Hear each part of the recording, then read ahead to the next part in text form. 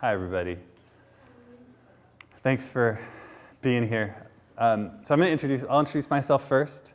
My name is Ishai Busi, so Ishai, like the sound E, letter E, and then Shai, Ishai. I'm a therapist in private practice. I work with families. I specialize in working with adolescents mostly.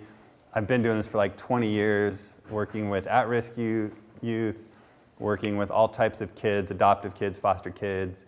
I've worked in community mental health for a long time, in residential treatment facilities, doing this a long time. So one of the things that, as you all know, like comes up more and more and more is this topic. Like, what do I do? Like, my kids are like on their phones all the time. They just want to play video games. They just want to stare at their screens. Like, should we be freaking out because they don't talk to each other? That's all they want to do. How do we deal with it? And so I've been trying to find answers to that because I don't know. I didn't know what to say. I don't know. So I've been really trying to learn and like help families. It's like one of the number one things people as parents are concerned about. So I'm going to help answer some of those questions. I don't have all the answers. We're always going to need to be learning and adapting because it's like super new and it's changing all the time. But hopefully there'll be some information here that's like to help you guide your decisions about what to do about it and understanding it more. Because it can be really overwhelming. But it's not all bad. There's actually a lot of good things too. Since it's so small, I'd be really interested in just knowing who you guys are and like what brings you here. Are you here as a parent? Are you here as somebody who works with youth or both? So maybe we could just do that really quick. That'd be helpful. As parents. Okay, how old are your kids? Our kid is 6 years old and we're foster parents too. Foster parents, okay, 6. 6. So you have a little one. Little one. Okay, good. But it still is a challenge. We don't give him his phone, but he sees everybody else having it. And Already, huh? having that balance of him wanting to like go to the kids that have it, but us worrying about what they're watching. Yeah, okay. How old are the kids that you foster? About the Same age, as him, yeah. or younger babies. Okay, cool. Still. Huh, that's great, yeah. Thanks for doing that. It's so great. I've been a foster parent as well. My wife's a therapist also. So you can imagine our kids are not going to turn out great.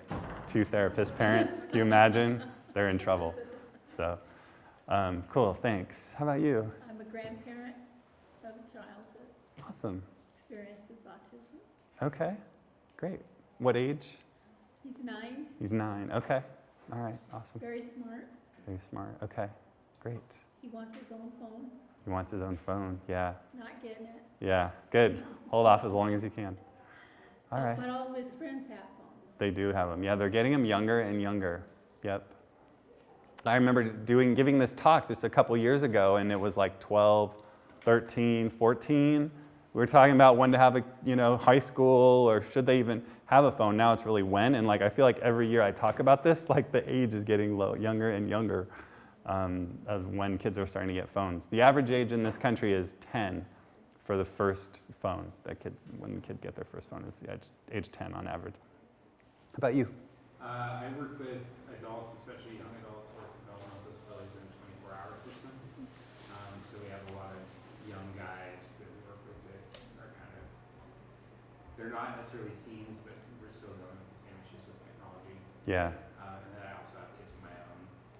And since everybody else is bringing it up, they don't have phones. They use our old phones, but they're homeschooled, so it's integrated into like their lesson plans. That the phone is a tool for learning and what apps are involved with that. So it's all based on their homeschooling, how we can integrate technology into their lives.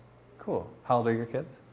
My oldest is 6, and my youngest is 1. Okay, great. Awesome. Yeah, our foster son is now 23 and lives in an adult developmental disabilities group home, and so totally understand some of what that's like. Cool. How about for you? My name's Angela. I'm here for both. I'm a family partner with Oregon Family Support Network. We have 4 daughters, and one of them suffers from mental health and behavior disabilities. So 4 daughters have phones, and even though my husband and I have talked a lot, and we make sure we have all the passwords, and we have screen shut-off time, we're still scared and not naive to the fact that things can still happen and they can still be exposed. So any type of learning about this is really great. Yeah, okay. How old are the girls? 11 to 20. Okay, perfect. So my name's Lucia, but I go by Lucy. I'm here for both. So I'm a family partner with Oregon Family Support Network, and I have 3 children. A 9-year-old who does have a phone, and then my 4 and 5-year-old have tablets. So Okay, cool. like I am considering going to a flip phone for my 9-year-old. Yeah, okay. So I want to just emphasize, you guys, there's no judgment here. This is like a judgment-free zone. There's no one right way to do it, and we're all doing our best. So let's just like clarify that here. I'm not going to be sitting here telling you this is how to do it, and if you're not doing it this way, you're doing it wrong. Like, not at all. So I just want to make that really clear, okay? Yes? My name is Cheryl, and I work with Youth and Family Crisis Services. And my youngest is 18, so. Okay, yeah, great, thanks. Do you want to? I'm a parent. I have a 5-year-old and an 8-year-old. Okay. And the 8-year-old, he's in 2nd grade, and a lot of his homework is on the laptop through different school apps. Through some of his therapies, he's autistic, and some of the therapies that he does, they have programs on it that he uses. So he has an iPad, and it's a problem. Yeah, okay. Yeah, great. Yeah, so we're also parents of an 11-year-old daughter and a 7-year-old son. And our foster son he also has what was Asperger's and now on the spectrum, and as well as PTSD and a lot of mental health issues. So yeah, so kind of all of it. There's a lot of young ones, so if you got a young one, you can get ahead of it, which is great because it gets harder, to kind of pull things back. So it's really, so we'll cover all of that and kind of ask questions. This is a night, usually it's like a really big room. This is great because we can make this as personal as we can to make it relevant. A lot of the stuff is geared towards older kids, but we can just like adapt it for sure. Okay, awesome. Let's get started. So first thing I want to talk about is the brain. It's important for us to understand that and how that works. So during like childhood, starting at like about a year, kids start, their neurons, their brain is like growing and growing. They're making new connections. They're like sponges. They're just exposed and learning and learning and learning. And once they hit adolescence, which is roughly around 11 or so, then there's a process called pruning, like they start to specialize. And so there's a part of when kids are little, like in utero through 2, 3, 4, 5, there are specific parts of their brain that it's called being plastic or malleable, like learning, like things like vision, things like walking, talking, right? We know that those are really critical functions at that age. Hearing, like all that stuff, those are the parts that are very sensitive. Bonding, attaching with the caregiver. Those parts are designed to be developed and learned during those first few years of life because you can't really live without it, right? Even our breathing and some of those really primitive features. If those aren't learned early on, as we know, it's really hard to learn those things later in life. It's possible, but it's hard. And so that's considered plasticity, like plastic. Children, babies, and infants and newborns they're designed to learn these things. Their brains are malleable. They're primed for that. After this window closes, they get older, that part gets hardened and turns into like hard clay. That's why it's a lot harder to learn to walk, speech, things like that. There's specialists who help young people learn that if they didn't get that early on. So severe neglect and things like that, the bonding, it doesn't happen. It can still happen, but it's much, much harder the older they get. Well, once the kids hit adolescence, this new process, that part gets hardened, so those more primitive, fundamental parts of our brain, and then this prefrontal cortex, this part right behind our forehead, that's the advanced part of our brain that is essential for being an adult. That part becomes plastic. That's the part that's designed to develop and grow, and that's the part that's very plastic. That's very like soft clay, okay? So this age, starting at about 11 until adulthood, which now really being an adult in our culture, it happens at like 30 now, if you factor that in, right? Like being able to hold a job, starting a family, like those things happen, like having a career, right? Happens later and later and later, and that's actually okay. So we got a long time as parents now that we're involved with our kids' lives. So this part of our brain that's being developed, what we all know this as adults, like to be functional, it's not just about intelligence or potential. Like you have to be able to handle stress. You have to be able to delay gratification. All those things that drive you crazy about your kids, that you love, but they also, it's like them not using these skills, right? Like they know better. Like they know how to get themselves dressed. They know how to get ready, but like in the moment, it's like they can't do it sometimes. They can't access it, or they can't listen to our words. Because to listen to our words, to reflect, requires these skills, right? To be able to say, okay, I'm going to be, if I do this, then I get a reward later. It's worth it. I'm just going to get it over with. It's, let it go. I can handle it. I'm going to be okay, right? Take deep breaths. All those skills are prefrontal cortex skills. And so this part really goes through a massive overhaul during adolescence. The other part that's really noteworthy is called the amygdala. So the amygdala is the part that is our fight or flight or freeze part of our brain. This is the part that is similar to animals, okay? It's more primitive. We all have it, and when we're in it, we really don't have a lot of control. It's an essential part though, it's not a problem. This is a smoke detector in our brain. So the amygdala is designed to protect us. We've evolved with it because it allowed us to survive a potential saber-toothed tiger attack, right? What happens when our amygdala lights up, it sends a signal down our nervous system, and then our adrenal glands pump adrenaline, and we're like ready to like fight or to flee and climb that tree really fast, right? Or run faster than we've ever ran before. So that's an old system that gets activated in the present. Now, one thing that our prefrontal cortex does is it's a filter for our emotions. It buffers our amygdala. Like we can all as adults have moments where we're like, oh, we're so mad, right? But then our prefrontal cortex, because when we can access it, is like, you know what? I'm gonna let this go. It's gonna be okay. It's not worth it. I just need to get some sleep. Like that requires that ability to filter that emotion. Now, when we don't have access to it because we're overly stressed, we're super tired, we're overwhelmed, we just have had enough, we just go, our amygdala gets activated too, right? And so a nice model of this is this hand model. So if you hold your hand up like this, if you wouldn't mind doing this, okay, this is our brain. This part of our fingers, this is our prefrontal cortex. When we're here, we're thinking, we're reasoning, we're problem solving, we're good. Like we function really well. Now, what happens underneath here? This is where our amygdala is. When we're here, all bets are off, right? This is when we really lose it. This is when we're not our best selves. We react, we get overly angry, we flee, we withdraw, we shut down, we say things we don't mean, do things we regret.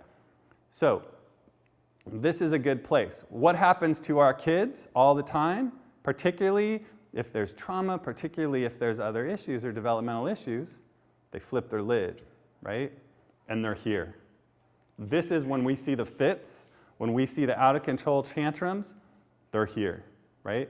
So when they're here, it's really hard to get them to be access. We sometimes want them to be here, but they're not, and they're here. And so sometimes when they get here, what happens to us as parents or as people who work with youth, grandparents, like we can get here too, we're human. Now when they're here and we're here, that's when problems happen. That's when it's not pretty, right? And so we can flip our lid too. We have a greater responsibility to control that when possible. Our number one goal when they're here is to get them back here. The number one mistake I make as a parent, I think we all do, is they're here and we talk to them, right? We try to talk to them like they're here, like they can listen, and they can't, right?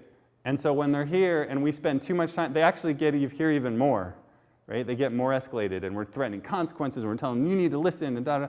They can't do it. We don't listen when we're in this place, okay? So our number one job is to get them back here, and the best way to do that is we need to be here with them.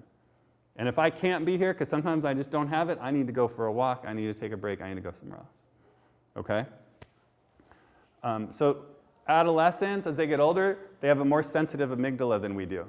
They're very sensitive to our nonverbals, our facial expression, our body language. Okay.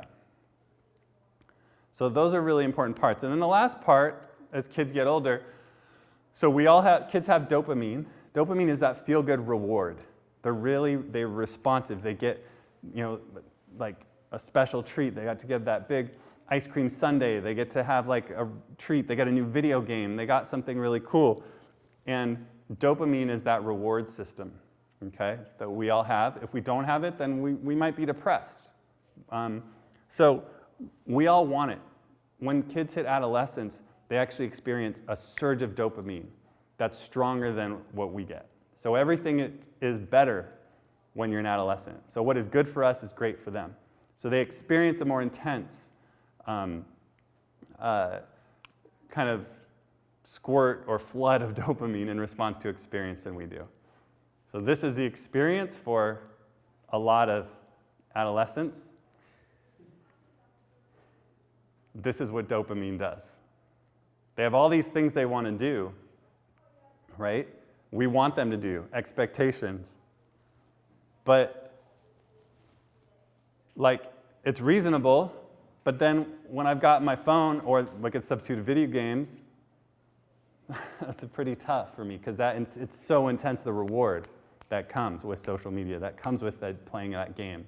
It's really hard. And it's hard for them. It's a really intense experience. Okay. All right, so just kind of understanding that about the brain a little bit. Now we're going to go into technology and social media more specifically. Start off with this video.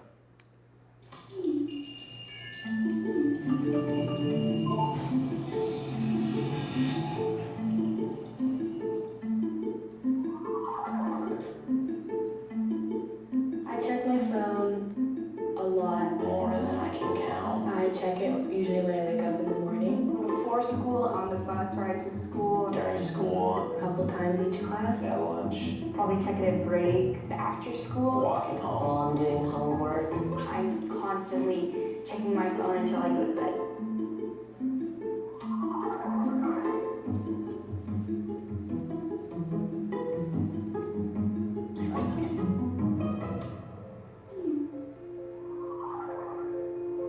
I have definitely been emotionally affected by social media, maybe even depressed. But it's hard to say which causes what sometimes. Sometimes when I'm sad, I like to communicate with my friends on social media, and that really makes me feel less lonely. I never really feel depressed or anything like that. Just because there's always somebody to talk to and always somebody that's there for you. That's kind of a good thing about social media. On social media, you can talk to people, but like you can't really get your emotion across. I sometimes wish that it wasn't a thing, so I could just hang out with my friends and play basketball or do other things like that. After getting my phone, in-person interactions, it's been replaced by a text and call and FaceTime. Yeah, when I do my homework, my phone is normally next to me, and I definitely do check it, and sometimes I get sidetracked.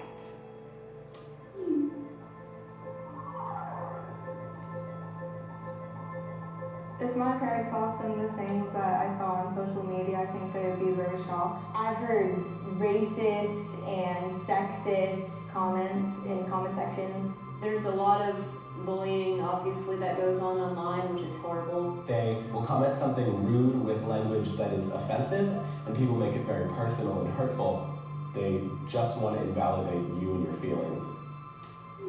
I don't really wish for the days when I didn't have my phone, because it gives me so much like stuff that I like cherish The thing I love most about social media is to stay connected with my friends. Over spring break, I broke my phone and I didn't have it for a week, and everyone thought I was dead. It was just so impossible to contact me. I like to make artwork and write, and so sometimes I'll use that as a platform to display my art. I think I really enjoy social media when I am discussing issues with like-minded people or talking about things I'm very passionate about. I think it's a mixture of everything that's on social media that makes it so cool. There's like the Snap shows, there's Snapchat streaks.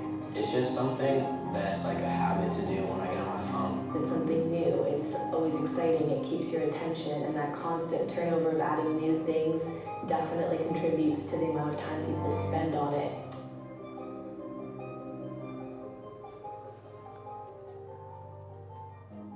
All right.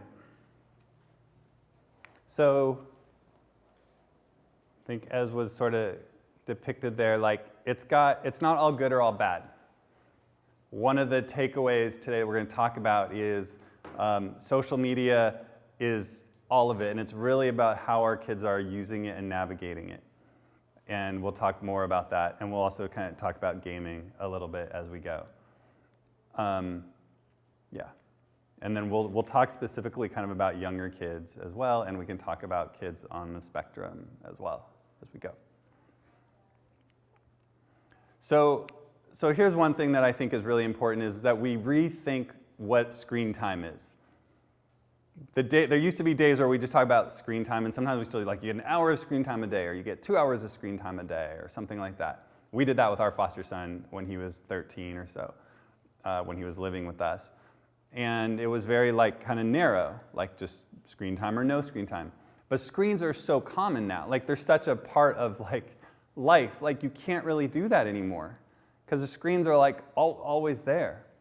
And so we have to be more nuanced about how we think about screens and like more thoughtful about how what they're doing on screens. We need to pay more attention because it's not all the same.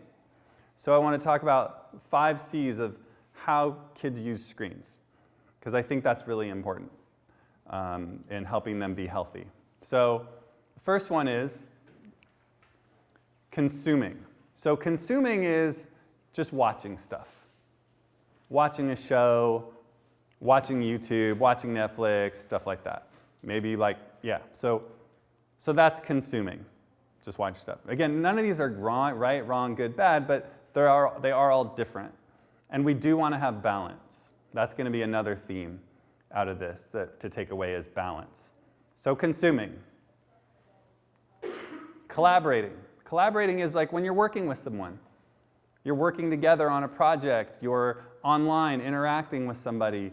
They're doing something with you. You're sitting next to them, building something together, working on a project. So there's some collaboration.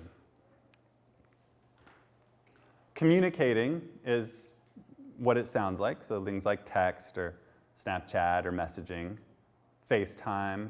There's a lot of communication that happens online. Gaming, there's a lot of communication that happens while gaming, right? That's a real thing and really important for kids, older kids particularly, to be able to communicate. But it's also a cool way for like younger kids too. Like our little guy, like he'll FaceTime, like his grandpa was in Israel for a while and they like communicated and we just give him the phone to like talk. Communicating is really a nice way to use devices. That's a different one. And then creating. A lot of games, a lot of things that happen are really creative. Kids are really like things like TikTok and an app where you make videos and you can do really creative things, or a lot of games, there's like Minecraft is a game that involves a lot more creating a world. You know, kids like to do fun stuff with videos or with pictures, images, art online. So being creative is it's its own thing as well. Now these can overlap. You can do multiple things at the same time, but it's different. So this one is learning with a C in front of it because I want it to be 5 C's and not like 4 C's and an L. So the last one is learning, and that happens a lot. Right? So especially as kids get older, but young kids too, like we put them in front of a show that has some learning messages. In school they got more and more homework online. There's a lot of learning that happens. Some YouTube videos are really educational as well, and it's more about that. So these are all different ways to utilize screens.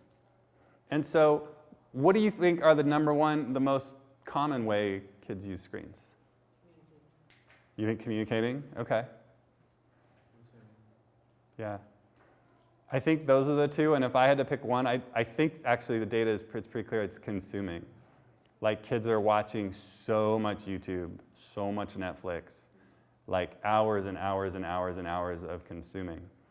And so like when people say my kids are on screens too much, usually what that means is they're like passively just watching shows, especially kids who might be depressed or who might be like avoiding life. They're watching the same series over and over again. They're not even really engaging in it. They're just consuming. So one of the things we want to look for is like balance, right? Is doing less consuming usually and more of these other things. Communicating is really important for kids because it's something we miss sometimes as adults, like how important the communication is with friends and people. It is a double-edged sword, which we'll talk about, but when we take away their phones and we take away their screens, we're also taking away their communication with people. And that's like kind of saying, and so that can actually make them even more depressed if they already are, and more isolated. This is the tricky part, is they use it for that, but they also can use it for really unhealthy forms of communication, right? And communicating in really negative ways or with strangers online, and like there's a really kind of sketchy dark side of that. But it is a really legitimate part of connecting with friends. Particularly with kids on the spectrum, actually, this is kind of a really helpful, safe way for them often to communicate in a way that in person is a lot harder to do. So they can really be a tool and helpful for a lot of different kinds of kids. And then getting creative, and they're not just looking at the stereotype is like, yeah, there is porn online, and there are there's sexting and strangers and like drug and alcohol stuff and like a lot of negative things, but they're not just doing all that, and we really need to validate they're doing really interesting, cool stuff online as well. So, and there is some also some of the researchers makes it really clear, like with kids, younger kids, well, everyone, that when there's somebody with them and they're watching a show or they're learning, their learning is better. They get more out of it. So watching alone is not as effective and helpful as watching with somebody. So that's just something to keep in mind. Now, sometimes we have no choice. We're a single parent or there's just no one around. And sometimes we give kids screens because we need a babysitter and we need a break. That's just real, and that's totally okay. That's what I mean. There's no judgment. But if possible, when we can sit down side by side with our kids, they're going to get more out of their experience, whether it's playing a video game or watching a kid's show or something like that. They get more out of it. So together is better than alone, if possible, in general. It's kind of a rule. All right, so that's screen time. Any questions or thoughts or your experiences with this? Yeah. One thing we discovered is really early on in our kids' lives, doctors were having us about screen time. And between our phones, my wife's my phone, and our TV, there was never, like you said, there's never not a screen in eyesight. And so what we started doing was, instead of tracking the time that they were looking at screens, we tracked the time they weren't. So we made the TV not a thing, and it was actually weird. We left it on all the time just to see what happened, and our kids started ignoring it. So it was like, yeah, TV's on, cool, I'm gonna watch like 5 seconds, and then I'm gonna go play with this. Oh, that's interesting, I'm gonna watch a little more, and then I'm gonna go play with this. And then we also started, and my wife's an ed major, so we kind of had an idea what we were gonna do, but we also started tying anything we watched back to it. Like, my wife and I are horrible passive consumers, and so we were watching the show about native cooking techniques in like China, just to have on because it was quiet and the kids more into the kids. And my son saw them drying sausages. He's like, "Oh, I want to make sausage." And so we watched videos on how to make sausage, and then we made sausage as a family. Oh, wow. So we started trying to tie it back that there was also a tool for them. And my wife's been awesome with that because of her ed background. But so we stopped looking at screen time as necessarily this evil thing that we had to limit, and started looking at ways we could use it and make it not a big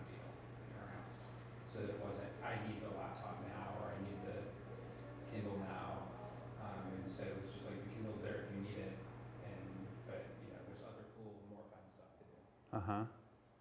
So That's it's so been cool. successful so far, Yeah, but who knows I what love that will idea. become teenagers. Yeah, yeah. No, but that principle of like using it not as like this evil thing, that's where I think we make mistakes, is like this evil thing we need to get rid of. But instead working with it and how it can actually be a tool to bring the family together with a show that we watch together and then we do something with it or something, and then it actually adds value. This is what technology is for. They're designed originally as tools to make our lives better, you know, and then it's like they get misused and they, you know, turn into monsters, but like we can get back to that. Yeah. So my husband and I struggle when it comes to the communicating part. That's what our 15-year-old uses it most often, social media and contacting her friends. Mm-hmm. When she's really escalated and having crisis type thoughts and just being really depressed and things, we see that her phone is overstimulating and overwhelming to her, and it can cause her to go into or help escalate her closer to crisis. Yeah. Seeing that and trying to take that back from her for a little bit, or to give her some timeouts from it, become battles in their own. Mm. So it's really difficult. We've had a really hard time trying to balance that for her, knowing that it can be detrimental, as well as her own way of contacting her friends. Right. But she's not just contacting friends; she's seeing people put her down on social media, or you know those types of things. So Yeah. it's a really hard battle. Huge challenge. Yeah. Let's talk about that part. That's such a common thing, and it affects girls more than boys, because girls in general are more through the social media thing more. Boys connect more kind of online over gaming and other ways, but let's talk about that's a huge issue, and we will get to that. I think that's so important. So these are the top apps. This changes all the time. This is as of like a year ago, so it could be different. TikTok might be moved up there. That's really popular right now. So Snapchat, YouTube, Instagram. They don't really use Facebook, but they have Facebook accounts for like old people stay in touch with grandparents or whatever.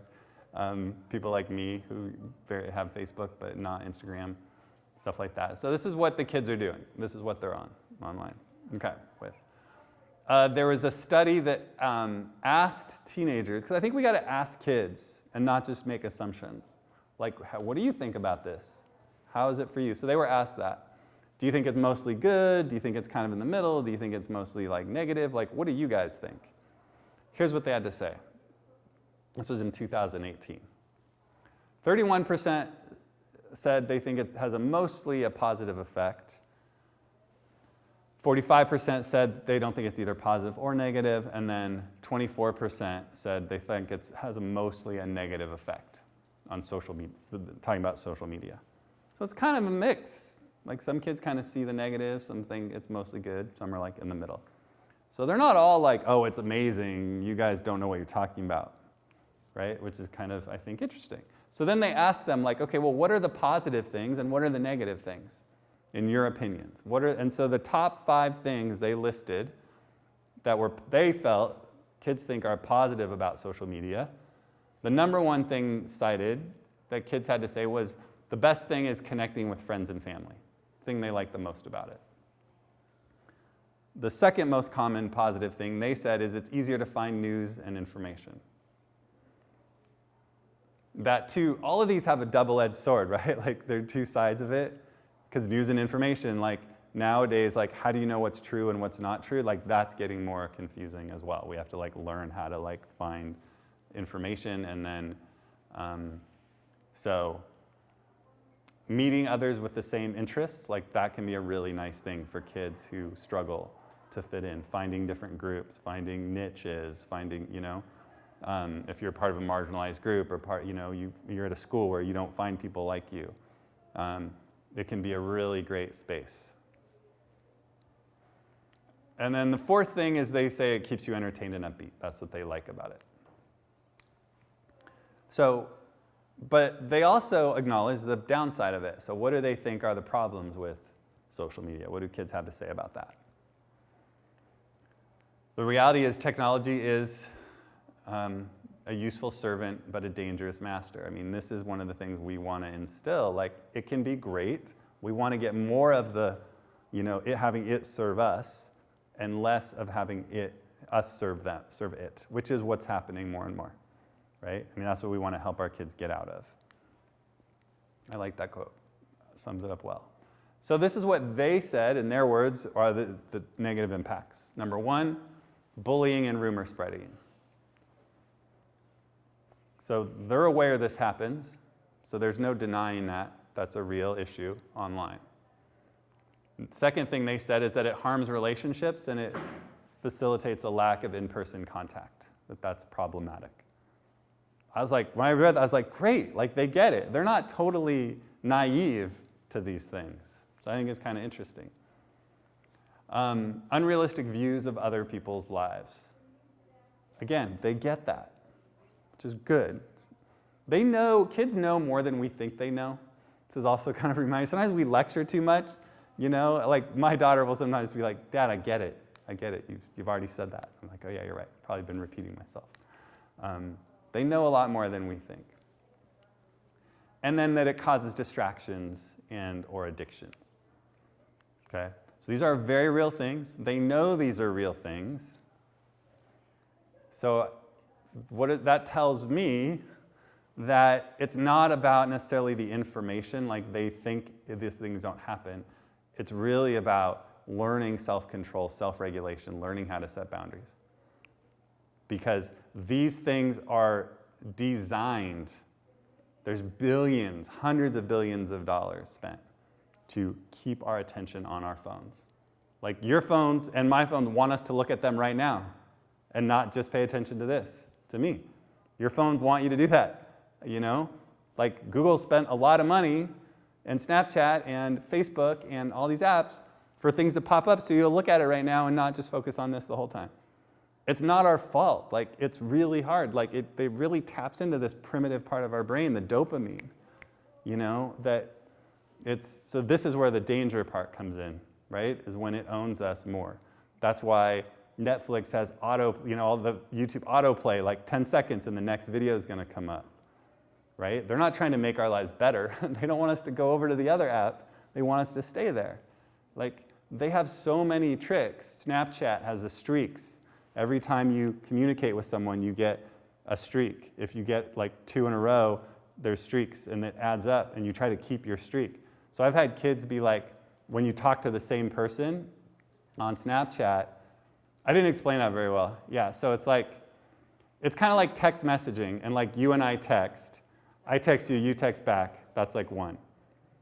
Next day, I text you, you text back, or you text me, that's 2. And so we want to get a streak, we want to keep it going. And it's like a flame, and it's a really cool logo. And so kids will get like 100, 50, 60. They want to get a streak with one person. And you get like rewarded with they have these emojis. Yeah, but that's they know how to stimulate the dopamine with cool emojis. So I've had kids be like, tell me they're going on vacation and they don't have their phone, or they're going camping, and they will give their friend access to their account so their friend can keep the streak going. Because they're like at 150 and they don't want to go back to 0 if they don't text that person for like 1 day. So they want to keep it going. Those are tricks that they're doing to keep us coming back for more and more. The recommended, there's so much. I mean, they've got psychologists and neuroscientists, all these companies are really trying to hack our brains and competing for our attention. And we get sucked into it. We're not very good at it a lot of the time, we're honest. Well, these kids, because their brain is still developing, are easy prey. And it's not their fault. So here's an interesting kind of study. So here's the thing about social media and kind of the negative aspects of it. It affects kids so there's a study that looked at the impact of technology and social media, but it separated the kids into 2 categories. Kids who are doing well, high social emotional well-being, and then kids who aren't doing well, low social emotional well-being. They wanted to see if there was a difference in how they were impacted. This surprised me. This might surprise you as well. So the kids with low social emotional well-being, that aren't doing so well. 39% said that social media makes them feel less lonely when they're on social media. Only 13% said it makes them feel more lonely. I was like a double take. I was like, what? So like this group of kids actually says they feel less lonely, they feel better than not when they're on social media. Our 15-year-old is really bubbly and really outgoing when it comes to girls, and she says that she's really socially awkward around boys, so she'll only contact them through social media or texting, but she does not feel comfortable going up and talking with them in person. We're totally behind that right now. I'm not talking to boys in person, but it is weird, to feel so confident on a screen and then not be able to have that face-to-face. Right. And that can be a rabbit hole. Like some of these kids and girls can fall prey to people online. There's a lot of adults like posing as teenagers and getting into friend groups and they're getting attention and they can't do that. They don't feel they've been bullied or picked on in real time, but then they get it so that's also something that.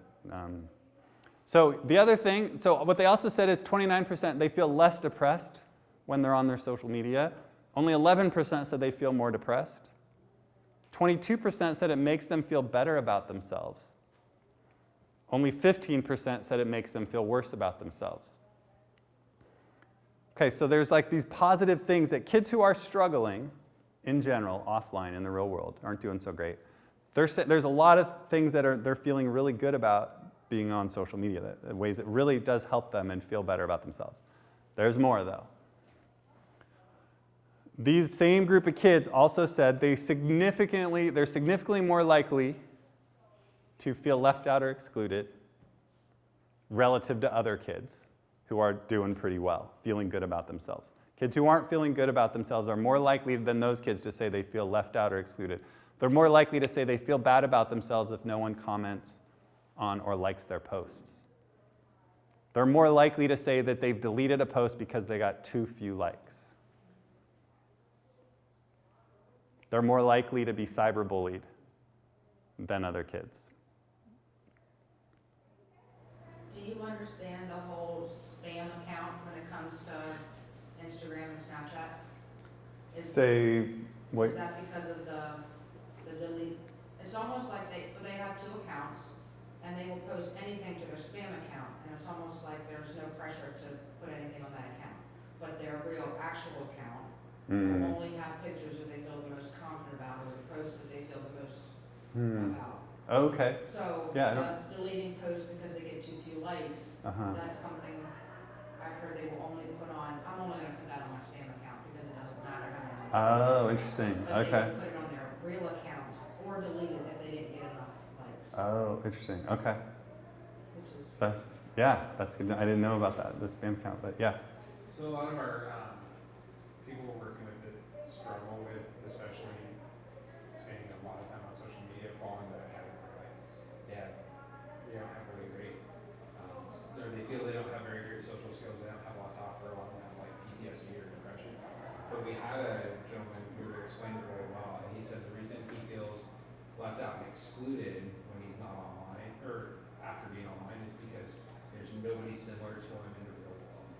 So he goes online and he finds other people with autism and other people that think the way he does, and they reinforce that, he's normal until he irritates them and then they dump it or they drop him off their friends list and he gets upset and the depression gets worse, and then we try and pull him out and he doesn't want to come out because he feels more isolated and alone, not on the screen. Not on the screen, than when on a screen. Because he feels like there's no one like him because he doesn't have those connections where he has other people. Yeah. No, these two slides, this and the previous one, refer to the teenagers that don't have a lot of access to the phone or have low. Not necessarily. They have normal access, so maybe a lot. But low self-esteem, don't feel good about themselves. Yeah. I think what's happening here is if I don't like myself, I feel bad about myself, I've got low self-esteem, then I'm going to enter the online world And it is the wild, wild west. So I'm going to be like, oh, this person complimented me. This person feels good. I feel good. Oh, this person just didn't like what I did. Now I feel really terrible. Now I'm going to like try harder, and then they're going to be mean to me, and now I feel horrible. But now this person over here, I'm going to go to over here, and this person compliments me, and I feel good over here. Oh, but now this person didn't like something I posted, so maybe they're mad at me. So now I'm really like stressed about that. And then, but now over here, like, oh, their friends were hanging out and they didn't invite me. Like, they're having so much fun. How come everyone else has so much more fun than I do? Like, my life sucks. I'm really, like, I hate myself. Oh, wait, you understand? Okay, you get it. Like, you feel really depressed too. Let's talk about being depressed. How bad do you feel? Oh, you feel really bad. I feel really bad. This is really helpful, you know? And it's just, you can just spin for these kids, right? Like, that they're all over the place. Good, bad, not good. And it's this vortex that they can just get really sucked in and ultimately make them feel worse. That's why I think it does both for these types of kids. And it can just, the net result, I think, is more anxiety and stress and depression. So that's kind of just something to keep in mind. And I think one takeaway there, and another theme about all of this, an overview, is their offline life mirrors their online life. Their online life is a reflection of their offline life. How kids are doing offline in real life is a good indication of how they're going to be doing online. If a kid's pretty responsible offline, doing okay in school, has good friends they're hanging out with, that kind of stuff, there's a good chance they're probably going to be doing okay online. It's going to have a net positive gain for them. If they're not doing good offline in the real world, they're probably going to be struggling to make good decisions and have good judgment online as well. So that's kind of one sort of important indicator and one way to help kids, not just assume that online, like that these are like totally different. Because we can't monitor everything they're doing. It's just not realistic. We can't follow them. We can't get all their passwords. We can't, as you're saying, they have sometimes have 5-6 accounts. I mean, it becomes a cat and mouse game when we just focus on monitoring. It doesn't work. They're always going to kind of win and be steps ahead as they get older. You can do that when they're younger, though. Okay, let's talk about gaming a little bit here. Gaming is super important for kids. Girls game a lot too, but more boys do. It's more of a thing for boys. I used to, our foster son was really big into it. A lot of kids with autism, they get a lot of joy out of gaming. There's a lot of satisfaction. They get a lot of sense of control, a lot of instant gratification. I didn't really appreciate how gaming was important to him until kind of later, and he wasn't living with us anymore, and I had some regrets that I didn't play with him more. Gaming nowadays has really it's really changed from when I was growing up, and there was just like a Nintendo, and maybe you had a friend over and you played a 2-player game, and you guys remember that? Now it's there's this whole online world, and gamers are like celebrities. They're like professional athletes to these kids, a lot of them. And they're watching it on YouTube and watching people play games.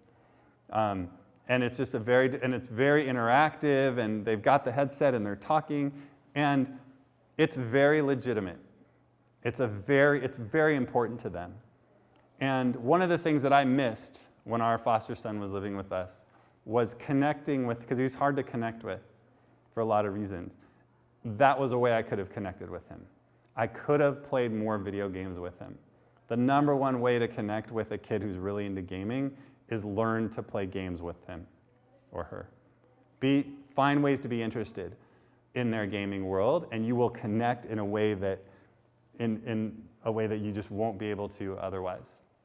I'll have kids in my office sometimes who have a hard time opening up, talking. They get, like teenage boys, they get really quiet, right, sometimes, and they don't want to talk about real stuff. But start asking them about a game they love. Genuinely be interested, and they will talk your ear off. And be really excited to tell you about how this game works. And if you can do that, that's a really great way to get them to open up and share more. Now, I'm not that into gaming, But like, I know how important it is to them. And I keep that in mind, so I'll ask questions and I'll listen a lot, and I'm not really that interested, to be honest, but it's a way for me to get in there and learn more about them and get them to eventually share more stuff that matters. Playing video games with them, huge way to enter their world. When we do that, we build credibility, and when we build credibility, then when it's time for us to ask something of them, they're going to be a lot more open to it, because they remember that they really will have appreciated that we did that with them. Okay, and then it becomes easier. Now, certain kids with ADHD, I think possibly kids on the spectrum, are going to have a harder time getting off of games. Some kids really struggle to get off games, and it's important to acknowledge that a lot of times that's not because they're defiant, or they don't care, or they don't want to follow the rules. Their brains get really stuck, and it's very hard to transition from one thing to the other. And some brains just have a harder time doing that, shifting. So that's a skill we need to practice, help them practice learning.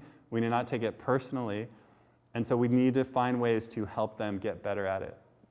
So giving them a heads up ahead of time, giving them warnings, rewarding them positively when they do get off on time and making a big deal out of that and not taking it for granted. Helping them learn to plan.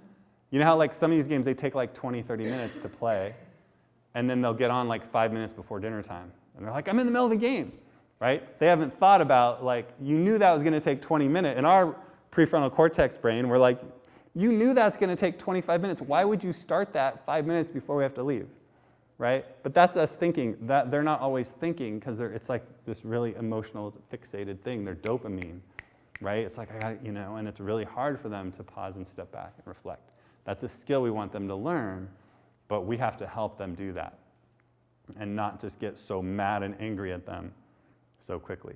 So helping them learn those skills ahead of time. Okay, how can you handle that better? Like, learn from mistakes. What will you do next time? You're going to want to play tomorrow. How can we make it work better? What are you going to do differently? How can I help? Those kinds of questions. Yeah? So with my son, he does great with the iPad, and he's gotten really good at giving it back when time's up and transitioning. It seems that it's like he's holding everything in while he's playing, and then as soon as he's not playing anymore, all of a sudden, everything he was feeling while he was playing is coming out. So now we're getting the behaviors, and it's not because he's not playing the iPad anymore, but it is because he's not playing the iPad anymore. Does that make sense? Like, he'll get more irritable or upset when he's not playing. Like, but like the timing happens like. But he's not mad that he's not playing it. Like, You just don't know why he got so mad. But it's like playing it overwhelmed him to the point he didn't know what to do. But we weren't seeing it while he was playing. Okay. And he only plays for like 10 minutes because we see this every time he does it. So. Okay. Interesting. It's hard. We've been working on that transition and giving him the warnings. 2 minutes, we're almost done. Right. That did work, but now we're trying to figure out what this problem is and how to. Yeah. That's a good thing to be able to explore and like find out, like kind of, and get him to be paying attention to that and kind of noticing, because like it can be like, I want you to be able to play more. You want to play more. We all want the same thing, and like, let's notice what happens. And how can you handle that differently when you do get mad, frustrated? And let's work on those skills, because I bet that's showing up in other ways. The game isn't doing it, but there's some feelings that is hard to come out and put words to. Yeah. So similar situation, my son, kind of similar, is 5, and he plays on his tablet. When he gets home from school, the teachers have noticed that he started more to disassociate and fixate, like he's playing a tablet at school, which he's not even playing a tablet. He just imagines a tablet and will not interact with other peers. And so, kind of like, I don't know, it's like the tablet that kind of put him in that mindset, or. So he'll just kind of pretend to be on a tablet like this and not like kind of engage. Yeah, like we were working on before, because he has behavioral challenges, and he had trouble with peers before, but then now he's more social with peers, where now that I got him the tablet during Christmas time, and now that he's been playing it, the teachers see that he's starting to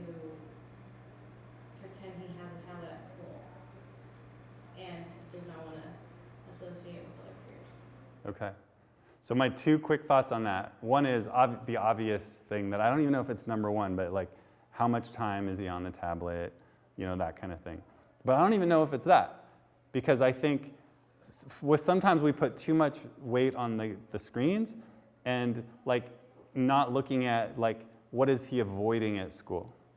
You know, is he avoiding peers? Is he avoiding like feeling anxiety, feeling overwhelmed, too much stimulation? You know, and so and if it wasn't the tablet, it would be something else, you know, being disruptive in another way. So it is good to kind of reflect on how much of the tablet he's on, if it's too much, but it's also probably more, my hunch would be that there's more other stuff going on than it being just about the tablet. Yeah. My grandson, when he's playing on his games, his dad usually plays with him. And he gets really excited about challenging his dad. Yeah. And sometimes he gets to win, and sometimes, well, he usually wins because he's very good. But sometimes he lets his dad win. Nice. But, and he always is thinking of when his aunt comes over, he's going to challenge her to a race. So it's. Yeah. And I said he wasn't going to get a phone. He does have a phone. He's not allowed to take it to school. Mm-hmm. And Yeah. they're only allowed to contact 3 or 4 people. His Yeah. parents, he can call them, text them anytime he wants. Mm-hmm. Both of his kids can. Yeah. But that That's phone great. stays in one place. Yeah. That's great. That's a great example of how gaming connects when we game with kids. Universally, they're going to really appreciate it. Even if we suck at it, like they're going to appreciate that we're trying. And B, there's a lot of different ways to handle the phone situation. Starting, you know, there's a lot. It doesn't have to be all or nothing. Yeah. So that's really good. Yeah. I just want to give a perspective as a kid who was a big gamer and considered a problem kid and on the fringe and all that stuff. For me, and I've noticed it with my son now too, is I would do things like I would practice combo moves, because back when Street Fighter and Mortal Kombat were big, and I would practice those just in the air, which drove my parents nuts. And I also felt, even when we had things in place, like, you know, you couldn't play half an hour before dinner because dinner was going to be ready, it almost felt like an emotional loss at times when I wasn't able to play. And so with my son, I don't even know if it's what's going on, but because of my experience, I just do it with him, is that we always have something positive that we try and replace things with. Because I don't believe that with there's nothing that responds to game. And so what was the point of doing anything else? Everything else is stupid. And so at least when I know he's really into a game on my phone or something, I try to have something positive to transition into, and then just stuff that home after that. It's like, well, that was fun for 5 minutes, now we're back to real life. But, Yeah. I think it's more me projecting what my childhood was like on him, but that's Yeah. That's awesome. That's great. Yeah, gaming has a lot of benefits. Gaming, it improves visual spatial recognition. There's some moderate gaming can have benefits on like cognitive performance. There's actually, with moderate gaming, can be actually really healthy and positive. But games have cracked the code on human motivation. They're designed in a way like every game has a goal. There's an ending. You get intermittent reinforcement, right? Like the coins you get, like as you go, that makes you want to keep going. When you fail and you die, you get to try again. There's all these kind of pieces that are designed in games very intentionally that are really motivating for kids. It's freely chosen, like they get to pick the adventure, they get to pick the game, they want to do it. And so much of kids' lives are not like that. They're told what to do. They go to school, sit, listen, go there, do that, do that, do that. We come home, you gotta do that chore, you gotta do that homework, blah, blah, blah. And games are like a world where they get and they don't always get a lot of feedback. They don't know how they're doing. They don't get the intermittent reinforcement. They're just doing what they're told.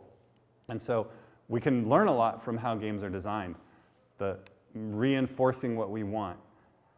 Social reinforcement is huge dopamine hit for kids. That's why positive praise when they do something that's really good for them, that we asked, that's like an exception to the rule, and really like, I really appreciated you just put your dishes away, I didn't even ask. Like, thank you so much. You got ready on time, and I didn't have to ask you a bunch. I'm really proud of you. Thank you. Good job, buddy. It's so awesome. Like, that stuff gives them dopamine. Like, they feel good, but we kind of forget to do that. We sort of start to kind of take it for granted because we're like so exasperated all the times they didn't do it. So kind of remembering that can really help. Okay, here are, so kind of learning about all these things, and there's so many aspects of this. I've kind of distilled it to like 7 things that I think all adolescents need. And I think if you have younger kids, really getting ahead of this in anticipation of what's to come is good. To develop accurate empathy and healthy relationships. So these are kind of 7 things that I think, like, we have reason to be concerned about this generation and the negative aspects. So instead of like, no, like technology's bad or limits, let's focus on what they need. Here are, I think, the 7 priorities for kids today, this generation. Sleep. They're not getting enough sleep, and their devices are making sleep even worse than before. Teenagers need 9+ hours of sleep. Younger teenagers need like 10, 11, and then older teenagers about 9. They need sleep, and when devices are in their room, they sleep less. They just sleep less. The blue light affects their melatonin, notifications, stimulation. So having those out of the room is almost always a good idea at night, an hour before bed. We have to get them, they're sleep deprived. These kids are sleep deprived. All my practice, I see like so many adolescents all day, every day. And if all of them just got 1 hour of sleep a night more than they're getting now, I'd have to find another job. They'd all be well. Half of them would, 3/4 of them would be well if they just got more sleep. That's how big sleep is. These kids are super sleep deprived. Because sleep is where the prefrontal cortex we're talking about gets developed. That's how it gets strengthened and matures during sleep. So sleep is super important. Device-free zones and times. So this is just kind of like, there always need to be limits. And one way to have limits is to think about zones are certain places. Could be in the car is a device-free zone. Kitchen table, when we're eating dinner, device-free zone. Having spaces that are device-free zones is always a good idea, and then device-free times. So after 9 o'clock, before 8 o'clock, from 5 to 6, like right after school, like finding times that are device-free. Super important. There do need to be limits and boundaries. And that's one way to think about it. We talked about this, the balance between the online world and the offline world is super important. So sometimes it's not about taking something away, but it's about adding something. One of the problems if a kid is playing a game for like 6 hours a day, well, what else are they doing? If they have a bunch of friends online that are really important to them, cool. What about their offline friends? One kid I was talking to, working with, was like really into NBA 2K, basketball video game, super popular. He's playing it all the time. So my question was like, how much actual basketball are you playing? Because he loved basketball growing up. His mom was like, he's kind of stopped playing basketball. He's like, but he loves NBA 2K, and he's just playing it all the time. So like, I don't care about playing the NBA 2K too much, but I do care that like he's dropped off on like actual basketball. So that's something we need to work with and talk about. Like, you need to be doing something else as well, in addition to that, in order to keep playing it as much as you're playing it. So that online-offline balance. If a kid's been like hiking all day, and out and about in nature, or like playing sports, or just hanging out with friends, or playing with friends, just regular, without screens, and then maybe they can do screens for a couple hours or more, because they haven't had it in a couple days, right? And because they've been doing other stuff. So yeah, 3-4 hours or something maybe with an older kid, maybe isn't a big deal. So it's really about just kind of thinking about the balance, online, offline. That's really the biggest issue that comes up for parents and for kids, is they just get out of balance. It's a slippery slope.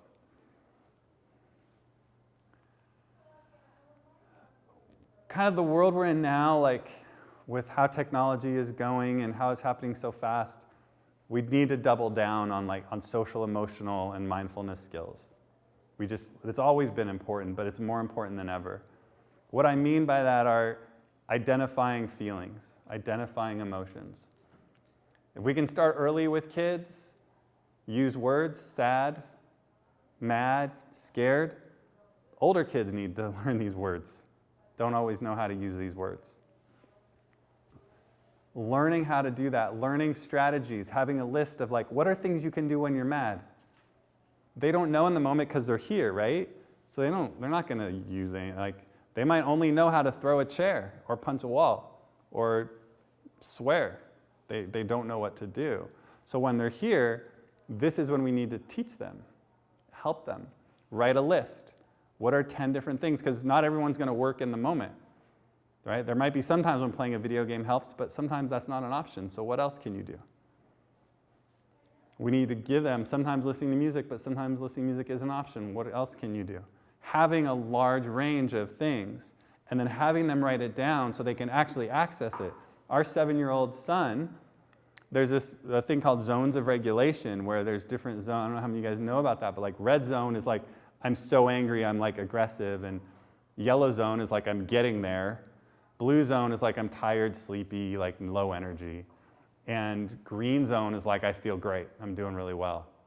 And so we spent a lot of time with him, helping him like know what these colors are and what they mean. And because he would get into red zone and not realize it and just get so mad and like throw something or hit or kick. We can't talk to him, he's just so mad, you just see his little face. You can't control it.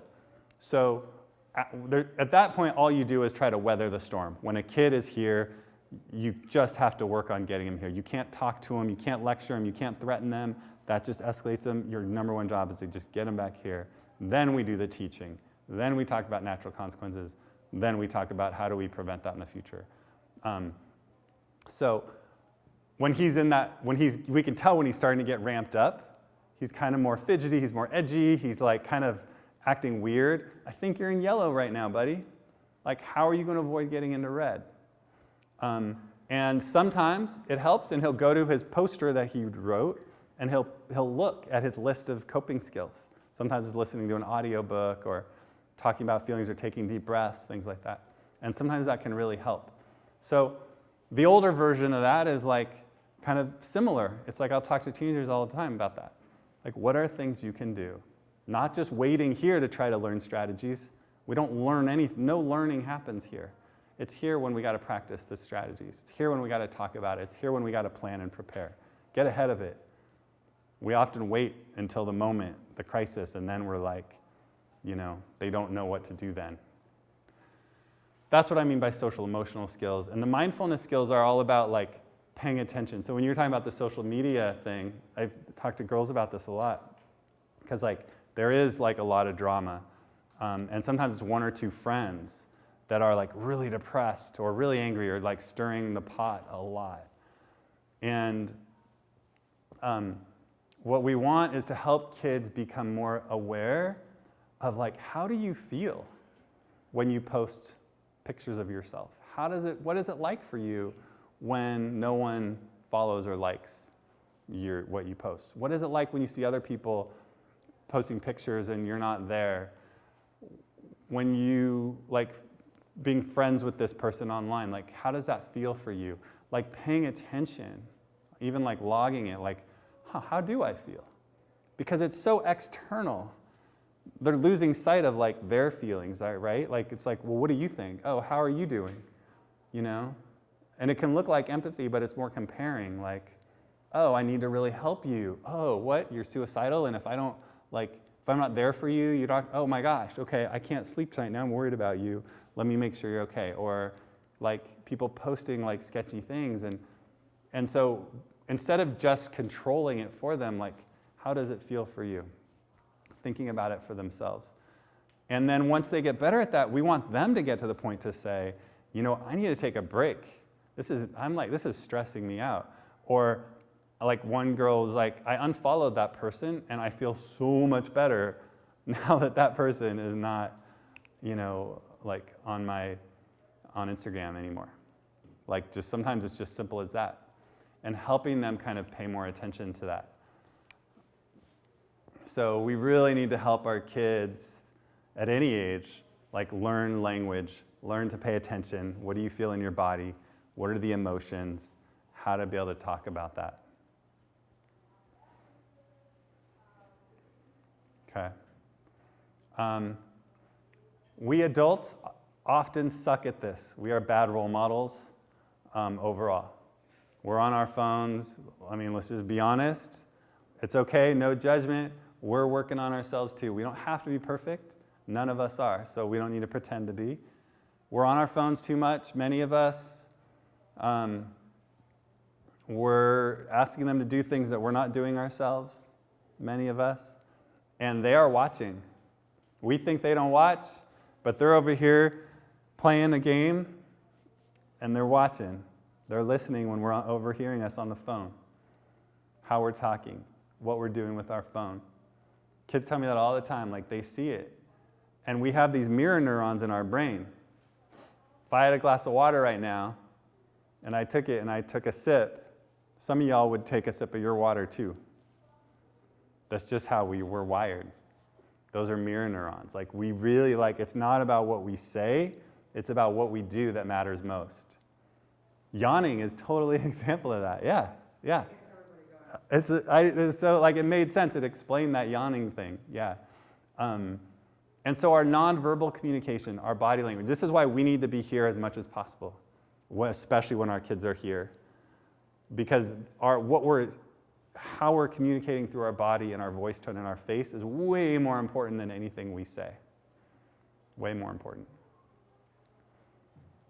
I mean, you guys pick up on that with me. Like if I was like all like, come on, you guys, you with me? Let's go. Okay, so so does this make sense? Okay, you got a question. Like, if I was all like that, you guys would be like, whoa, like this is kind of stressful, right? You would just pick up on it, even if I said all the same things. So it's like our tone and our body language and then our modeling. So this always works best when we put our phones away too. If you have a kid with a problem with this, turn in your phone at night too. It'll help you as well, frankly, you know? So it's like, if this is a problem, it's like if our kid is gluten-free and they can't have gluten or they can get really sick, like we're not going to get a loaf of like regular bread and like eat right in front of them and be like, oh, this is so delicious. I'm sorry, you can't have any. Here's that gluten-free bread for you. You know, you need to eat the gluten-free bread. Oh man, I know it's not as good, but maybe someday you'll be able to eat gluten. Like we wouldn't do that, hopefully. That'd be so mean. We would have a gluten-free house to support that kid so it's safe for them and they don't feel bad. It's kind of like that with phones. So kind of like we're going to have an hour screen-free time. We're going to play board games. We can read a book. All our phones are going to be in the other room. That's what we're doing. Us too, you know. So, all right. Super important, the modeling part. We all like to help our kids, but we don't always want to do some of the stuff ourselves. It's human nature. It's okay. This is another problem now, this idea of multitasking. And it's important to know that multitasking is not a real thing. What that multitasking means, we are single tasking at a lot of things at the same time really poorly. That's what it is. The quality of our work, of our attention goes down. The information we retain goes down. Like we don't remember it as well. Like it's just, there's nothing, it's not, multitasking is not useful, and our kids are doing it all the time. For kids who have homework, like I tell them, the statistics are kids who multitask while doing homework makes their homework take 25% to 400% longer. So they're going to spend so much more time, and their quality of their work is going to go down. That's just a fact. Like we just know that based on how our brains work. So it's not even it doesn't require a big lecture or a moral lesson. It's like this is just the reality. So how about put your phone away, have one tab up, just get it done, do a good job, you'll be done sooner, and then switch and just play your game or watch your show and enjoy that fully. Otherwise, you're not enjoying that much. You're not doing that great with that. Like, that doesn't seem that great. So like, just do one thing. So it's super helpful when we let them know, and then we got to help them. Like, encourage them to put your phone in another room while you're doing homework, for example. Things like that. Just one thing. There's just so much of this, and the attention is really spread out. With interacting, too, with kids, right? Like, when I'm talking, I mean, we know how it feels, because we do that, too, as adults. Like, it's annoying, like, we're talking, and it's like, yeah, okay. Mm-hmm. Yeah, okay. Are you listening? Yeah, I heard your words. You said blah, blah, blah, blah, right? But it still feels crappy. It still feels kind of like rude, kind of disrespectful, right? I don't really, like, if we're multitasking. So we got to help them with that, because they're inclined to do this multitasking thing. We need to get back to single tasking. You can do that in a few minutes. Can you just, Now, sometimes it does require, like, I am sending a text or a message, and, like, we are in an interaction, but I can, like, then I should explain it. Let me just send this text really quick, or this message. I just want to post this picture because it's really cute, and then I'll be done in a second. So narrating our phone use, because we don't know, it's like, that's the other thing, we don't know what's happening, right? And so being able to kind of describe, like, okay, I'm just doing this, and then I'll be done give me 1 second here. That can really help. Okay. Listening and empathy, critical thing. So we need to do a better job of listening to our kids and, like, learning from them. You guys, if you can imagine, like, I have so much information about parenting. Like, I know a lot of things. I read a lot of books. Like, I do this stuff all the time. But that doesn't mean, like, I'm a good parent all the time. Like, I don't use a lot of this stuff. Like, I, like, mess up, and I get mad, and I raise my voice, and I don't listen very well, and I have all this great advice. They would just listen to me more, It doesn't work that way. Like, and so I have to remember, like, I don't always know. Like, we think we know, and sometimes we do, but a lot of times we don't. We make assumptions. And so we need to remember, like, step back, I need to listen, like, tell me, what am I missing here? You're acting kind of weird, you're like, you got really angry when I asked you to do this, you don't usually get angry, like, instead of listening, we make assumptions, like spoiled brat, entitled, like disrespectful, rude. We throw all these labels. Every time we do that, if there's no room for listening. What is listening involved? Curiosity. We think of ourselves as like an investigator, a news reporter. You go in, you don't have an agenda, you're here to ask the questions. You're just wanting to know. I want the facts, I want to understand, I have no agenda, like help me, I'm really trying to get a sense. When we really are genuinely curious, we actually learn a lot more. We're surprised, a lot of times we'll be surprised. And then it's empathy. When we're curious, that leads to more empathy. And then when we have more empathy, it's a lot easier to be curious. And they kind of go hand in hand. So like my daughter, she's 11, and she's just kind of started taking clarinet, learning to play the clarinet. It's really hard. She's having a hard time. She didn't want to practice. And she was really adamant, I'm not practicing. And I was like, I didn't have any curiosity. I was like, you need to practice. Like, that's the only way you're going to get better. So start practicing. Like, that has to happen. I was kind of in that, like, sort of expectation mode. Like, she's like, and she dug in her heels, of course, right? No, I'm not going to do it. I'm not practicing. I'm not doing it. I don't care. And she, like, stormed off. And I was, like, mad. And, like, she doesn't even want to practice. I raised this kid who just expects to just, like, not going to work hard and just wants to just be good at things and quits easily and all this stuff, right? No curiosity whatsoever. I was in my own head about why this is happening. I took some deep breaths. I had some space. I kind of reflected. I was like, okay, I need to slow down. I need to figure out what happened there, because that's unlike her. So I went to her room, talked with her a little bit. Like, hey, I gave her some time. What's going on? What was that about? I wasn't like you. Like, what? And then she like was softened a little bit because I was calm, first of all. I was here. And I came from a place of like genuine curiosity because I know that's not who she is. She's a sweet kid. She's a great kid. And then she was able to kind of explain, well, like, it's really hard, and I'm really like the other kids in the class have taken clarinet before, and they like know how to play it, and I don't. And I'm worried it's going to be embarrassing, and I'm not going to be good at it. Oh, wow, that was super helpful. We can work with that, right? Now I have empathy for you. I wouldn't have had that if I hadn't have been genuinely curious and tried to understand, right? If I just focused on consequences and punishments. Super important. Okay. So, summary takeaways. Here's what we've covered. We talked about the developing brain. Understanding this prefrontal cortex is so important for these kids, the older they are, but even younger kids when they're here. Our number one job, we have to stay calm.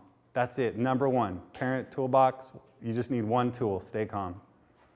The calmer we are with our body, the sooner they're going to get back here. And that's when learning can happen. Then we can address whatever we need to address. But when they're here, we need to get on their level. We need to stay calm, not take it personally. And sometimes we need to take a walk. I mean, we need to be real. Like, it's hard. We get activated sometimes. We're human. We need to take a walk, take some deep breaths, tap out, let another parent, step in or something. Don't engage, because if you do, it's not going to go well. Dopamine is a big deal for kids.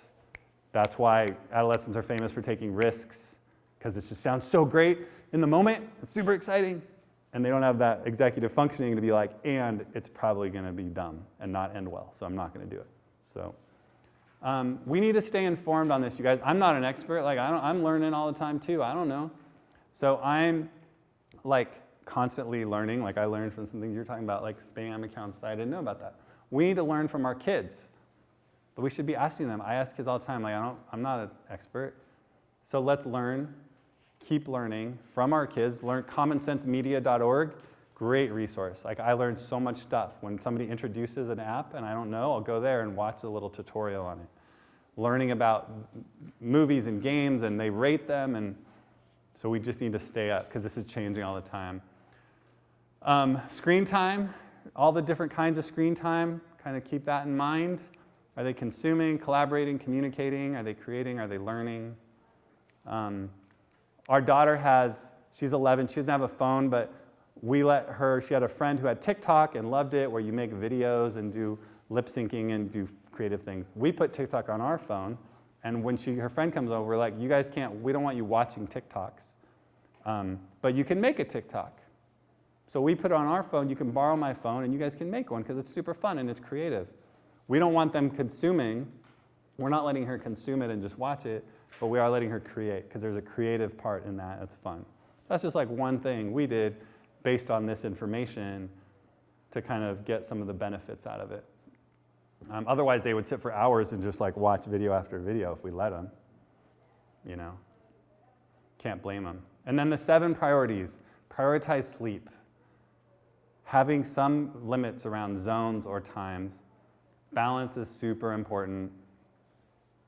Modeling mindfulness, teaching mindfulness, self-awareness. How are you feeling? Asking them questions. Taking slow, deep breaths. It's the one thing, biggest thing. Modeling, being good role models. Not perfect. We all screw up. Me and my wife are family therapists, and we make mistakes all the time. So I know you make mistakes too. It's okay. We can repair it. We apologize. We take responsibility in an honest way, and that is a lesson learned, because now we're teaching them it's okay to make mistakes and take responsibility when they see us doing it. We can repair that. Single tasking instead of multitasking, and then just listening. So simple, but sometimes it's so hard because we're human. We get worked up. We get in our own heads. So it takes practice. It takes work. Cut yourselves slack. The fact that you guys are here, you guys are really good parents. Because parenting is about learning, it's about improving, it's about doing our best. It's not perfection. And you guys are doing that by being here. And I really appreciate that. So Maybe we take like one question or any one or two final thoughts before we wrap up. All right, I'll stick around. You guys, thank you so much. This was really fun. You guys are great. I like those little small group. Thanks a lot. Thanks. Thanks for the little golf clap.